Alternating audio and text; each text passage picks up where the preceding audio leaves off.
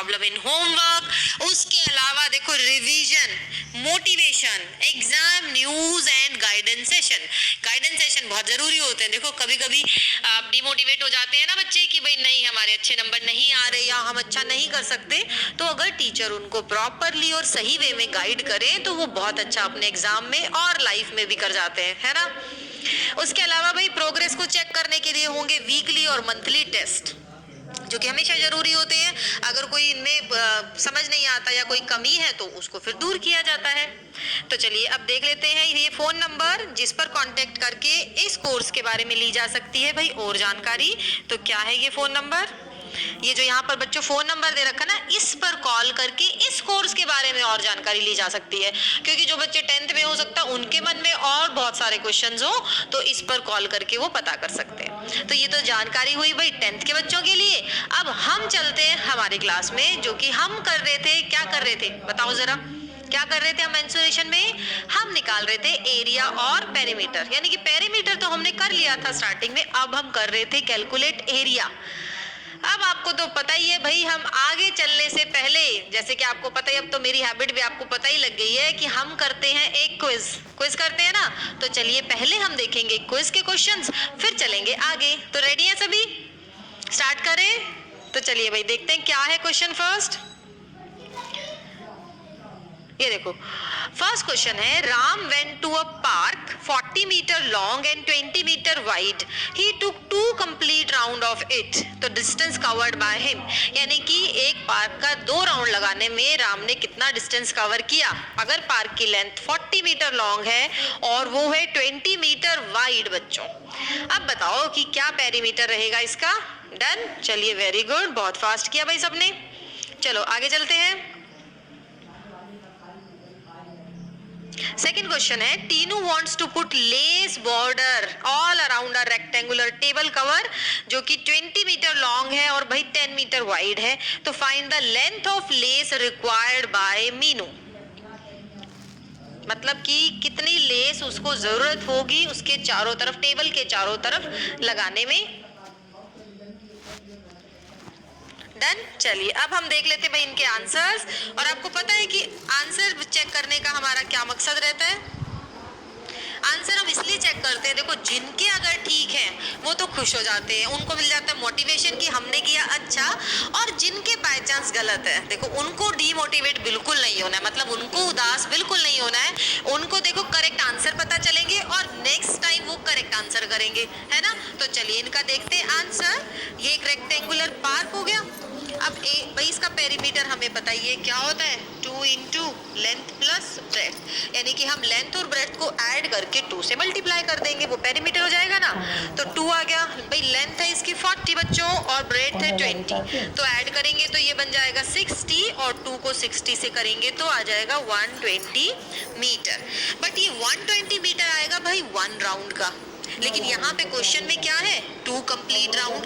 तो 120 को बच्चों आप मल्टीप्लाई करोगे 2 से, ठीक है, किससे मल्टीप्लाई करोगे, 2 से, तो आपका आंसर आएगा यहाँ से 240। तो जिन बच्चों ने किया है करेक्ट भाई वो खुश हो जाइए, और जिनका गलत है वो करिए थोड़ी और प्रैक्टिस। आगे देखते हैं, चलो देखो नेक्स्ट क्वेश्चन हमारा क्या है। टीनू क्या करती है, एक रेक्टेंगुलर टेबल के चारों तरफ उसको लेस लगानी है, कितनी लेस की जरूरत है ये पता लगेगा हमें उसका पेरीमीटर निकाल कर, है ना। तो हम इसको क्या करेंगे, सेम फॉर्मूला लगाएंगे, 20 प्लस 10 करके 2 से मल्टीप्लाई, ये हो जाएगा बच्चों 20 और ये बना 30, और 30 को 2 से मल्टीप्लाई करेंगे, ये बन गया 60 मीटर। यानी कि टीनू को चाहिए 60 मीटर लंबी लेस उस टेबल को डेकोरेट करने के लिए, ठीक है।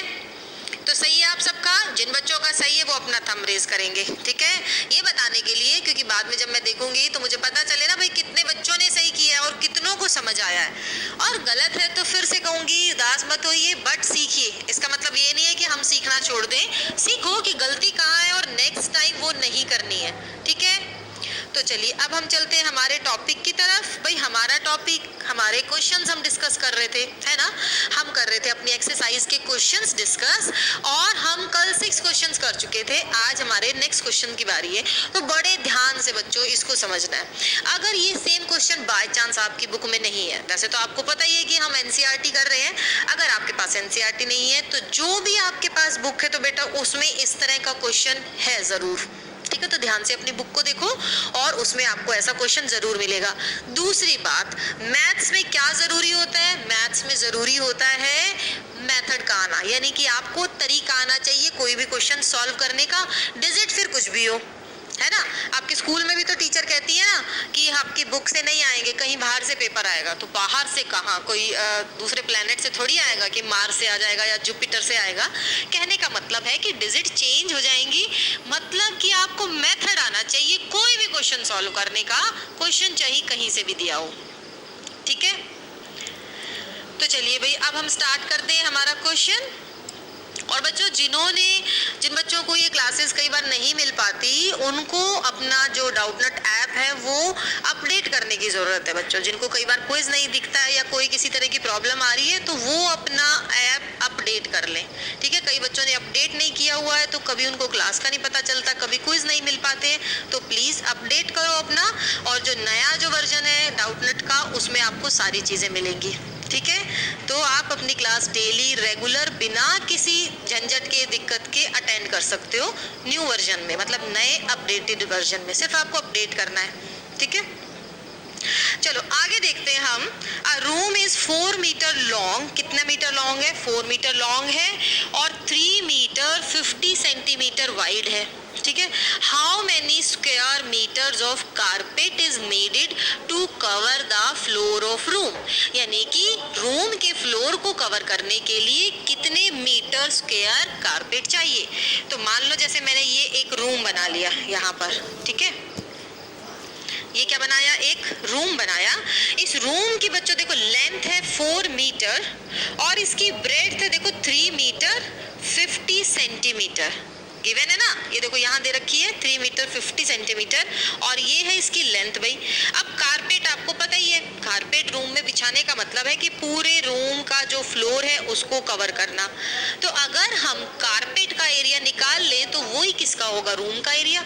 और अगर रूम का एरिया निकाल ले तो उतने ही एरिया का क्या आएगा? उसमें कारपेट आएगा। तो दोनों एक ही बात है। इसमें क्या दे रखा है? रूम की लेंथ और ब्रेड्थ दे रखी है, और कारपेट पूछा हुआ भाई कितना डलेगा, तो जितना रूम का एरिया उतना ही कारपेट डलेगा ना। तो इसीलिए हमें निकालना है एरिया इस रूम का। तो रूम का एरिया आ जाएगा तो बच्चों वही क्या हो जाएगा? कारपेट का एरिया। तो देखते हैं कैसे सॉल्व करेंगे हम। फॉर्मूला याद है सबको एरिया ऑफ रेक्टेंगल का? बताओ जरा, जोर से बताओ एक बार बोल के कि क्या होता है फॉर्मूला। अब कुछ बच्चे सोचेंगे कि मैम को थोड़ी सुनाई देगा अगर हम जोर से बोलेंगे, तो भाई आपके आसपास जो उनको तो सुनेगा ना, उनको तो पता चलेगा कि आप पढ़ाई कर रहे हो, तो इसीलिए एक बार जोर से बोलोगे एरिया ऑफ रेक्टेंगल का फॉर्मूला, ठीक है। यानी कि आपके आसपास जो है उनको लगे कि हाँ भाई ये डाउटनट की लाइव क्लासेस में पढ़ रहे हैं, टाइम वेस्ट नहीं कर रहे, ठीक है। चलो भाई अब हम लिख लेते हैं ब्रेड्थ ऑफ रूम। तो हमने लिखा लेंथ 4 मीटर और ब्रेड्थ है भाई यहाँ पर 3 मीटर 50 सेंटीमीटर। अब इसको क्या करना है? कन्वर्ट करना है ना, यानी कि यूनिट होनी चाहिए सेम। तो कन्वर्ट करने का तरीका आपको पता ही है बच्चों, क्या करते हैं हम? 3 मीटर और इस 50 सेंटीमीटर को भी कन्वर्ट कर देंगे मीटर में 100 से डिवाइड करके, ठीक है।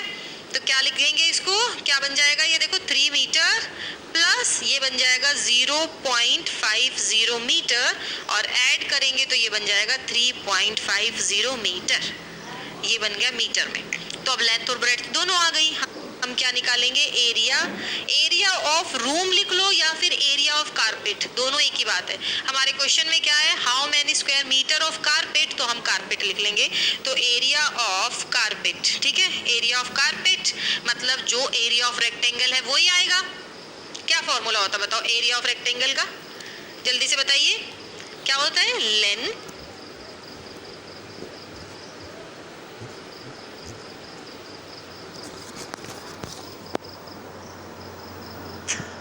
Into breadth.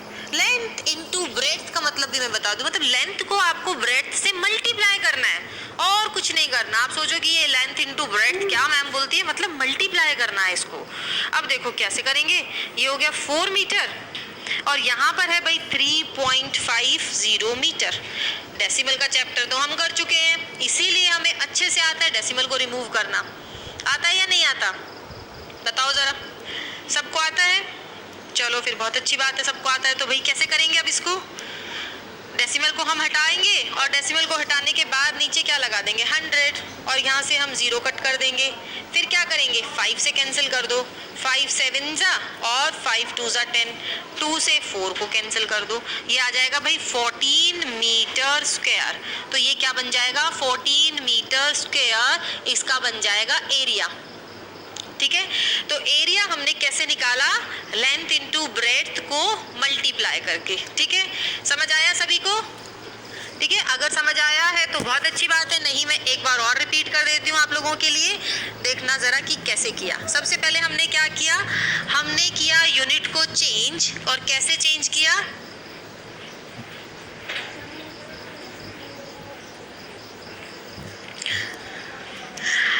A room is 4 meter long and 3 meter 50 centimeter wide. How many square meters of carpet is needed to cover the floor of the room? यानी कि कितना एरिया चाहिए हमें उस रूम का कारपेट कवर करने के लिए, ये चीज आपको बतानी है।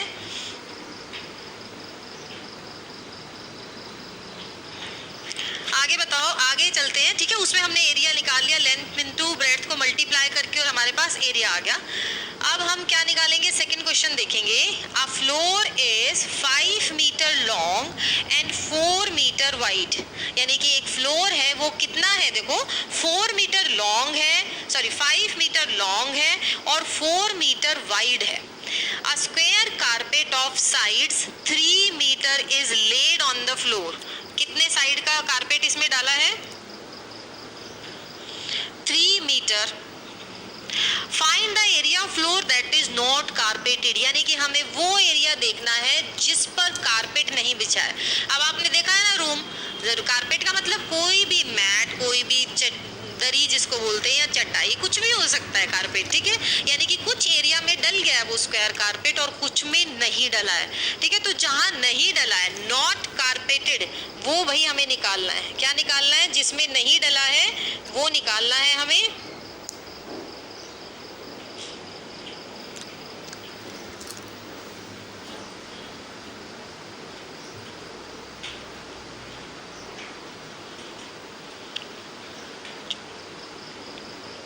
अब देखो इसका मैं पहले आपको एक डायग्राम बना के दिखाती हूँ। ये हो गया हमारा भाई जैसे रूम का एरिया।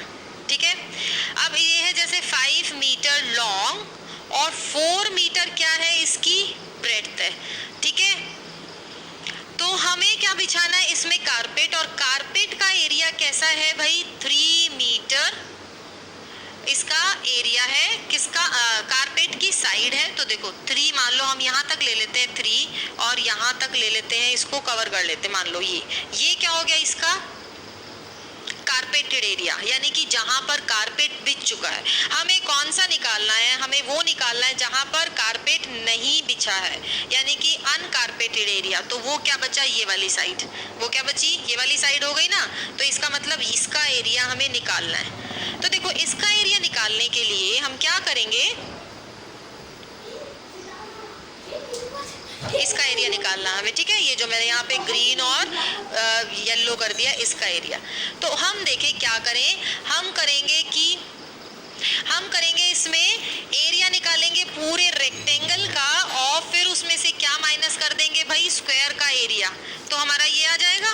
कारपेटेड एरिया निकालने के लिए देखो क्या करेंगे हम, जो कारपेटेड नहीं है वो निकालने के लिए देखो क्या करेंगे, हम area of rectangle, area of rectangle में से बच्चों क्या माइनस कर देंगे, एरिया ऑफ स्क्वायर। ठीक है, ये पूरा रेक्टेंगल है और ये जो स्क्वायर है ना बीच में, कौन सा, ये वाला, इसको क्या कर देंगे, माइनस कर देंगे। ठीक है, तो माइनस करके हमारा क्या आ जाएगा, अनकारपेटेड एरिया आ जाएगा। ठीक है, तो चलो देखते हैं कि कैसे निकालेंगे हम इसको।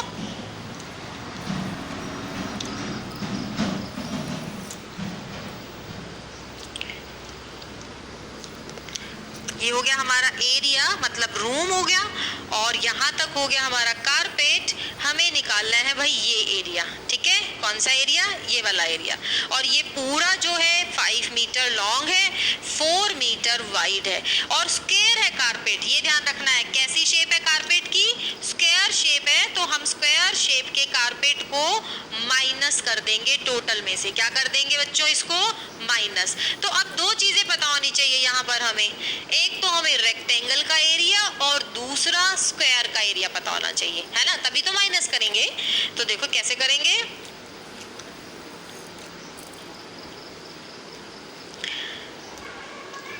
हम पहले निकालेंगे एरिया ऑफ फ्लोर, ठीक है। एरिया ऑफ फ्लोर है भाई, रेक्टेंगल शेप है ना बच्चों, तो हम लिखेंगे लेंथ इनटू ब्रेड्थ, और लेंथ है भाई इसकी 5 मीटर और ब्रेड्थ है बच्चों 4 मीटर, तो कितना आ जाएगा ये 20 मीटर स्क्वायर, ठीक है। ये तो आ गई रूम या फ्लोर की लेंथ, फ्लोर की लेंथ, उसके फ्लोर का एरिया। फिर हम निकालेंगे देखो एरिया ऑफ किसका, एरिया ऑफ कारपेट, और कारपेट की शेप है बच्चों स्क्वायर, तो इसका एरिया हो जाएगा साइड इनटू साइड, ठीक है। साइड इनटू साइड करेंगे तो साइड कितनी दे रखी है इसकी,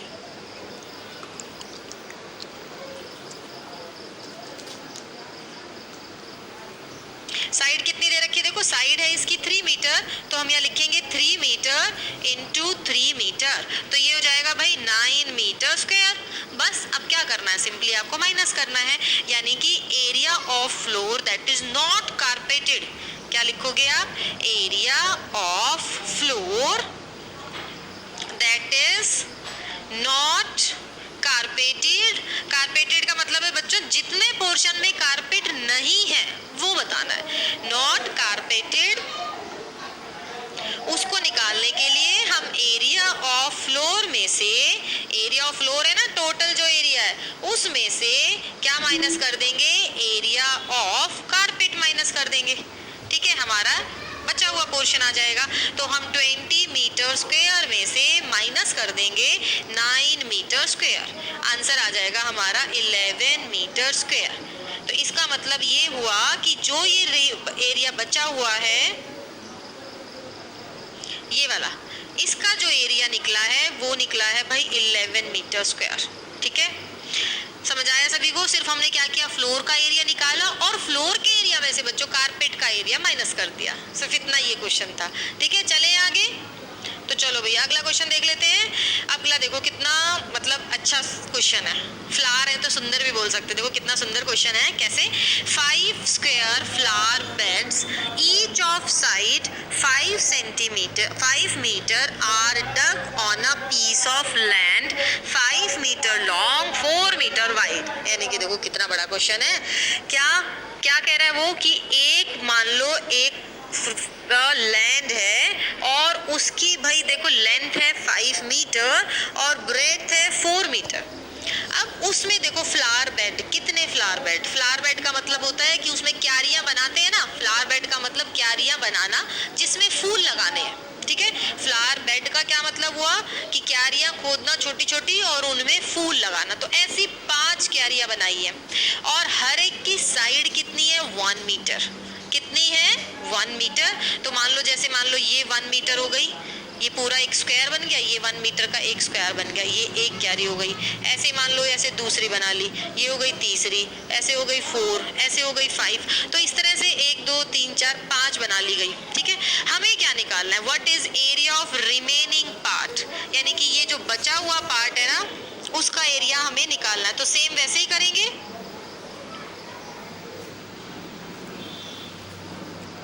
जो रिमेनिंग पोर्शन है बच्चों उसका एरिया हमें निकालना है। तो एरिया निकालने के लिए टोटल जो लैंड है ना उसका, उसमें से हम इन 5 फ्लावर बेड का माइनस कर देंगे। क्या कर देंगे, 5 फ्लावर बेड्स है ना उनका माइनस कर देंगे।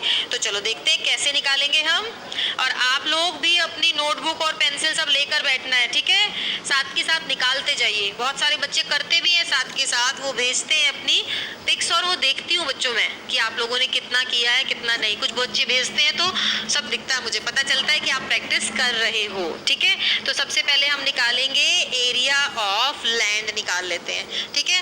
एरिया कैसे निकालेंगे? ये रेक्टेंगुलर है तो बच्चों हम लेंथ इंटू ब्रेड्थ कर देंगे, ये हो जाएगा 5 मीटर इंटू 4 मीटर और ये बन जाएगा भाई 20 मीटर स्क्वायर।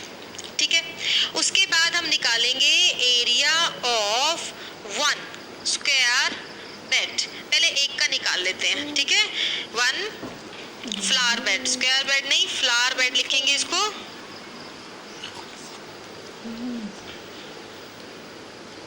1 flower bed. ठीक है, 1 फ्लावर बेड मतलब फूल उगाने के लिए जो क्यारी बनाई है उसका एरिया। और ये है भाई स्क्वायर शेप का, तो क्या लिखेंगे? Side into side. ठीक है, साइड कितनी दे रखी है? देखो ये 1 मीटर है ना, तो यानी कि 1 मीटर मल्टीप्लाई 1 मीटर, तो ये आ जाएगा भाई 1 मीटर स्क्वायर। ठीक है, बट ऐसी क्यारियां 5 हैं, कितनी है? 5। कितनी है? 5। तो हम लिखेंगे एरिया ऑफ 5 फ्लावर बेड, यानी कि फूलों को उगाने की ऐसी 5 क्यारियां, तो 5 से मल्टीप्लाई कर देंगे एक के एरिया को, ये आ जाएगा भाई 5 मीटर स्क्वायर। अब हमें क्या करना है? बताओ क्या करना है? जल्दी से कमेंट बॉक्स में लिख दो कि आगे क्या करेंगे। कमेंट बॉक्स में जल्दी से लिखना है कि आगे क्या करेंगे, और ताकि मैं देखकर बताऊं कि भाई आप लोग सही बता रहे हो या गलत बता रहे हो। तो चलो देखते हैं कि क्या आप लोग लिख रहे हो।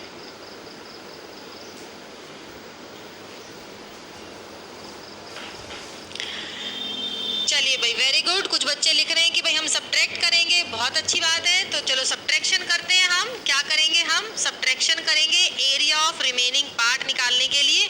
तो चलो फिर एरिया ऑफ रिमेनिंग पार्ट निकाल लेते हैं। Area of remaining part,